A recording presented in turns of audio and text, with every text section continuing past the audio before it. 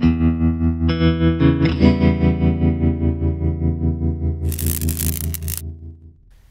everybody, welcome to Half-Beard Suds Heads Up. Today we're checking out Spirits of Xanadu. It's a video game adaptation of the Olivia Newton John classic. Despite the title screen, it is a high-action, high-energy dancing simulator for the stars. No, it's not that. I'm fucking with you. I just really like the song Xanadu. Not the movie. The movie's not great, but I like the song. The music video is hot nonsense. Anyways, we're just gonna start this. I've played like an hour of it. What this is this is a low poly, deeply atmospheric survival horror game by a couple dudes, Alan Trevette and Lee Williams, published by Night Dive Studios of all people, the same people who revived System Shock 2, and they also did the Strife Veteran Edition remake of that.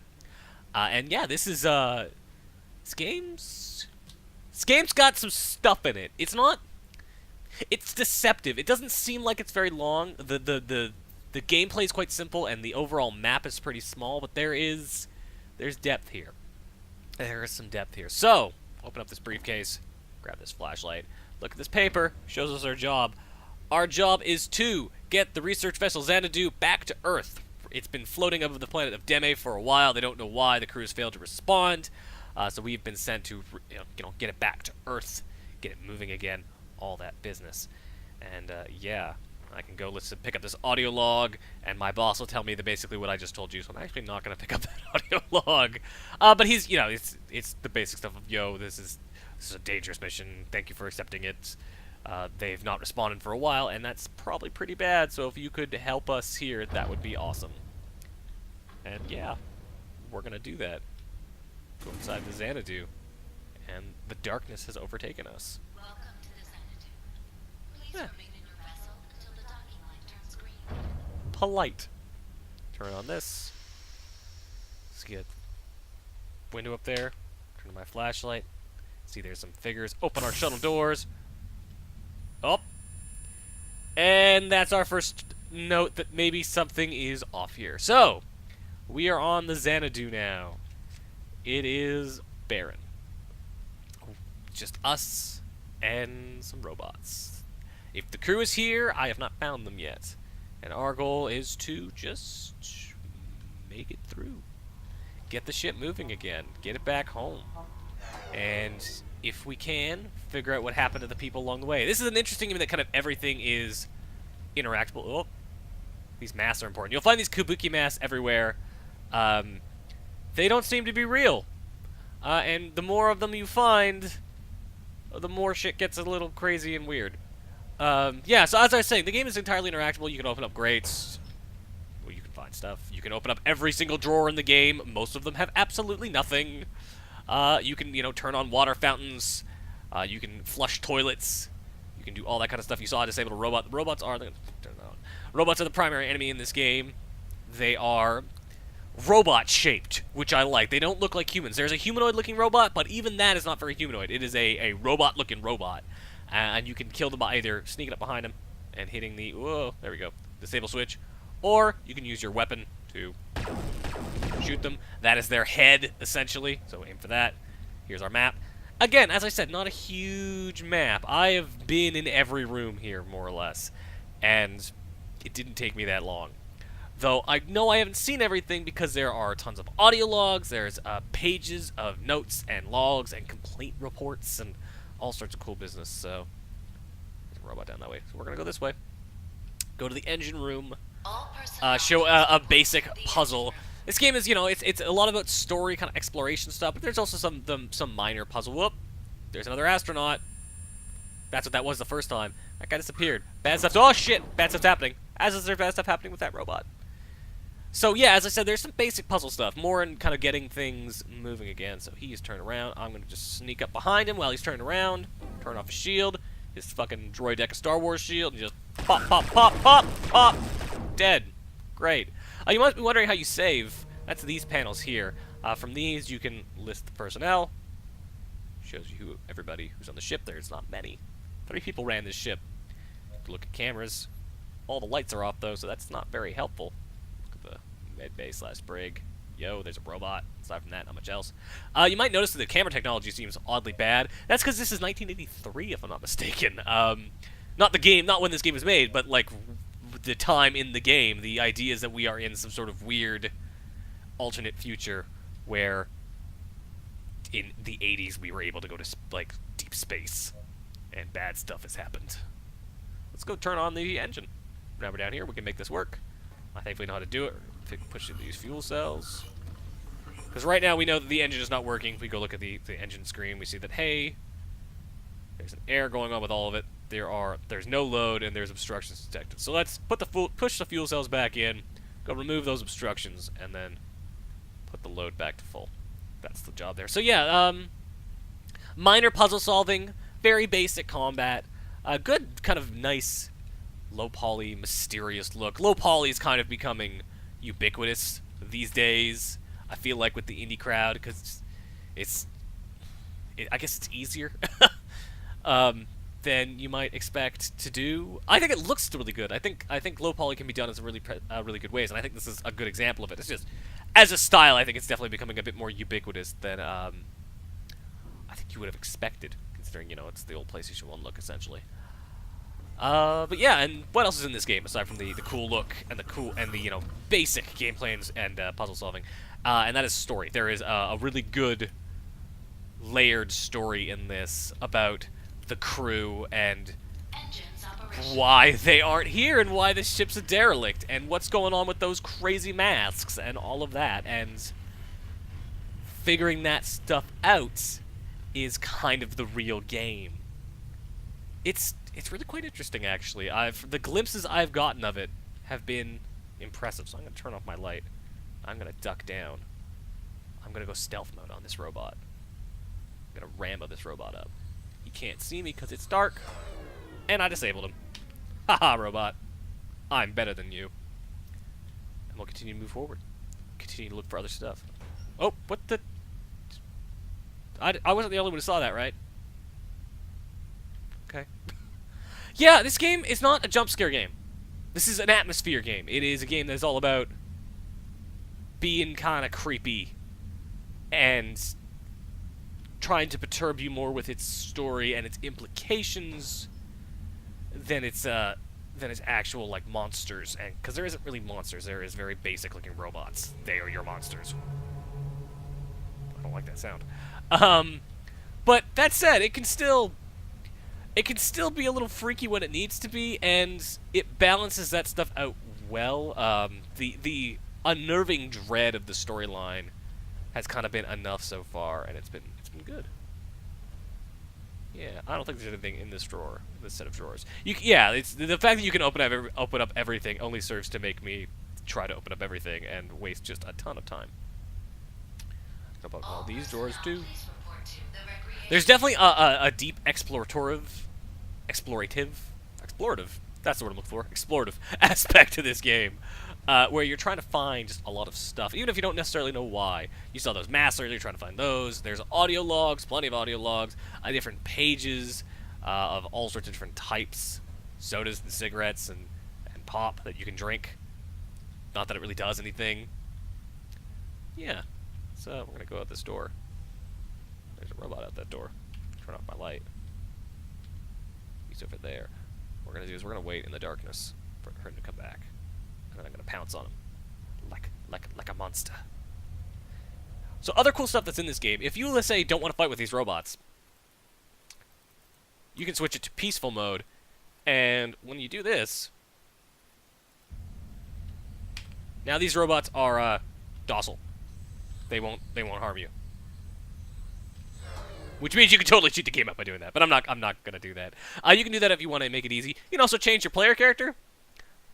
I'm gonna be honest, I don't know what this does, because your player character is, like, the hand model clearly has. Let's go back to this room where there was some light. Oh, this isn't the room I was in. Where's the room I was in?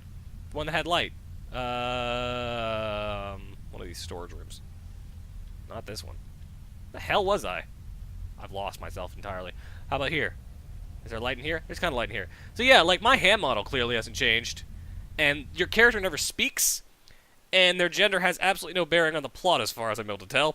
So that option is in there, I guess, for a reason. I don't begrudge them for giving me the option. I like that they gave me the option. I just don't know what it did, like what the point of it is. So yeah, let's continue to wander around. I've not. This is probably the one part of the area of the ship I've not explored very well in my time with this game. There's a bathroom. There's auxiliary power. Go wander inside here. Always keeping an eye out for more rogue robots. Now that I've turned the various stuff back on. Oh sweet, I can turn off all the. I can turn all this stuff. So let's take a look at this. On. I think this is on. Reset. Lab. Navigation. Ooh, navigation is off. Kilovolt storage. Reset the power. Oh, no, it doesn't like that. Okay, and then give it 13 kilovolts? Sure. Why not? So I've now got that going on. And hey, look! Yeah, let's I can put a fuse in there. I bet. If I can find a fuse. And get the lights started. That's a big thing. Like a lot, like you could go through this entire game, never fix those lights. Like that's kind of how it's not guiding you. It's all about survey. Sure. And give it, I don't know, like give it 5. 5 sounds right. You could totally play this entire game and not ever see anything with the darkness. You can forget the flashlight. You can miss guns. There's other guns in this game aside from this pistol. There's a shotgun. And there is an SMG. I have not found them. I am told the shotgun is around here somewhere. I am probably not going to find it. But yeah, there's just... It's a weird game. There's all sorts of stuff in it. Let's die. Let's go find a place to die. Because when we die, you'll get to see kind of what I mean by how creepy this game is in a non-robot context. Oh. Right, I disabled that robot over there, so we're going this way. Go see space up there. Space is nice. All the windows are really, really thick in this game. You know, reasonably. Go look in here. How about in here? I bet there's bad stuff in here. It's a straight drop. I am not stupid enough to go fall down a straight drop in a video game. Not one where I don't think that, especially because I don't think there's anything down there. Not that I can think of. More robots. Hey, I'm here. Say hello. We'll just die real quick. Because whenever you die, I mean, you can die a lot. The combat's not necessarily easy. You will get sent to the brig. And we are in the brig right now. And just, they always bring it back here. Dying, I guess it's more like you're going unconscious. And they ask you to kind of find something else to do. So we're going to just kill this robot. Disable. And we're going to go say hello to this robot. This is a recreational robot. This is like, there are basically 3 enemy types. This guy, and these little man-hack looking things. Go say hello to him. His method of attack is vibrating until he explodes. And then you die. That's okay, because we're just across the hallway. But dying this time should hopefully spark the thing I'm thinking of. Yes! So, these crazy kabuki masks are everywhere. There are a bunch of them. They are important for reasons, and the reasons have something to do with where this thing is leading me. And are almost certainly connected to the reason none of the crew is around. You will find a number of audio logs. We actually haven't been looking at the audio logs, but we're about to find one that give you a really nice detailed description, I guess, of the, I would say, the crew's mental states. Not necessarily the events that have happened, but the crew's mental states, and you must figure out what's going on. So, here's the artifact. An artifact. It's a terrifying ball of some sort. I could touch it. I don't... Every time I've touched it, stuff happens, but I've not tried to not touch it yet. What happens? Oh, hey. That's just a door. I've never tried to just not touch it. What happens if I try to leave? The music grows fainter. I could supposedly keep going, but I'm going to touch it. Because it's going to lead us into the next story thing I want to show. Also, what's this? Science lever. Got it. Then we get teleported here to another part of the ship. This game doesn't really have impossible space. Everything kind of makes sense in the layout of the ship. But they definitely like to teleport you around and just make things feel creepy in that way. And now we can see there's this horrible blood stain. This leads out all the way down the hall. We can listen to what's going on here. Is the last confession and farewell. I'm going to let this more or less run because this is a really well done audio log and just shows how good the writing in this game is. So, I enjoy. have killed my pushed up into his skull from under his chin. He pleaded with me not to do it, and I held him and cried. Really good Shedding voice my acting. humanity like a Very... man sweating. It's very emotional. The guy does a good job. Then I finished him carefully. I watched in his Mwah. eyes as Sorry. I meant to let that audio log play out and for you all to enjoy it. Basically, he goes on about how he killed this guy and how he's going to kill the captain next because... space madness? I guess? It clearly has to do with what they've brought up from the planet's surface, and there's some dark business going on. Here's the same guy. He's still being kind of creepy. Sacrifice our lives to a blind fear of the unknown. I still need a He fuse. is a harridan, an ape, A harridan? rosebud ape. I don't know what a harridan is. This is definitely a game made by someone who has an English degree, because lots of unnecessarily, like, large words are used. Now, I'm not one to talk. I used the word tenebrous in a review recently, but still, just as a note, the game definitely likes its large language. At least with that character, the guy likes to make some makes use of some unnecessarily, I would call them big words, some $10 words. But yeah, really good voice acting in the bits that are there. The story it's sparsely laid out, we'll say, but it's a good story. And it is an interesting one to follow. And I'm going to use the fact that the lights are off, too. Whoop. Hey, that robot still didn't notice me. Eat your heart out, fucking Sam Fisher. I am the stealth assassin. Anyways, yeah. Story is good. It's a little sparsely laid out, but it's very interesting and dark. The voice acting and presentation behind it is good. I think the visual look is good. I think the gunplay is, it's fine. It's okay. You can zoom.